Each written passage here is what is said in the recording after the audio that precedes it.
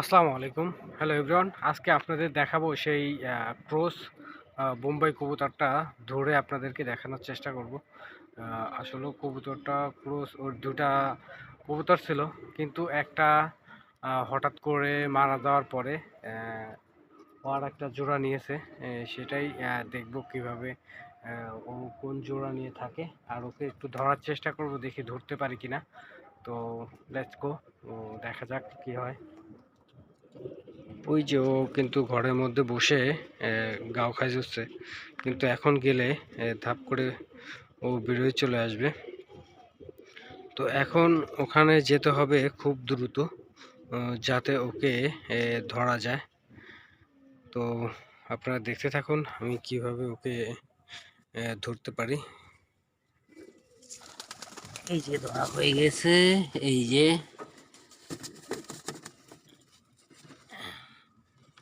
এই যে আমাদের সেই ক্রস কবুতরটা। তো কিরকম লাগতেছে আপনাদের কাছে কবুতরটা দেখে একটু জানাবেন। যেহেতু এক হাত দিয়ে ভিডিও করতেছি আর এক হাত দিয়ে ধরে আছি, দেখানোর চেষ্টা করতেছি আপনাদের মাঝে। তো আমি আপনাদের মাঝে ভিডিওটা দিয়ে জিজ্ঞেস করেছিলাম যে এটা কোন জাতের কবুতর।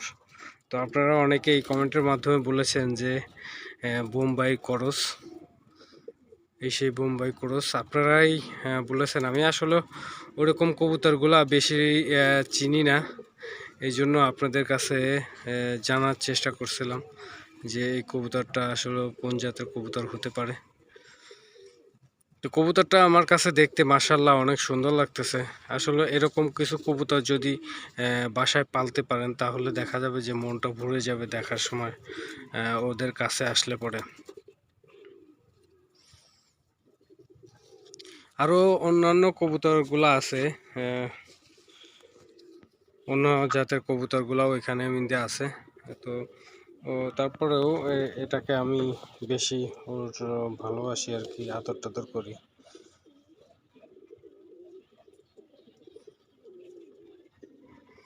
ওকে যখন কাছে নেই, আসলে নিজের কাছে অনেক ভালো লাগে, অনেক সুন্দর দেখাও যায়। আসলে এরকম কয়েকটা কবুতর যদি পালন করতে পারেন, অনেক ভালো লাগবে। আর যা আছে এগুলা হচ্ছে দেশাল জাতের কবুতর, অনেকগুলাই আছে। দেশাল আছে, তারপরে এমনি গিরিবাজ আছে।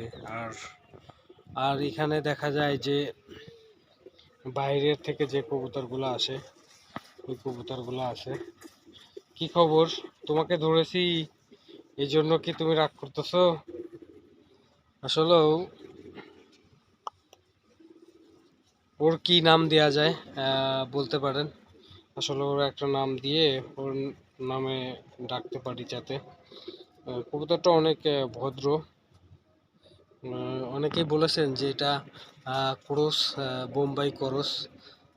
তো আর একজন বলেছেন যে বোম্বাই বোম্বাই কবুতর। এটা ২টা ছিল, একটা হঠাৎ করে মারা যায়, আর এটা পরবর্তীতে ও একটা জোড়া নিয়েছে। জোড়া নিয়ে হয়তো বাচ্চাও তুলবে কিছুদিন পরে। তো দেখা যাক কি হয়, কতটুকু সাকসেস হওয়া যায় জোড়া দেওয়ার পরে। তো সবাই ভিডিওটা দেখবেন এবং ভিডিওর কমেন্টের মাধ্যমে কিছু পরামর্শ দিয়ে যাবেন।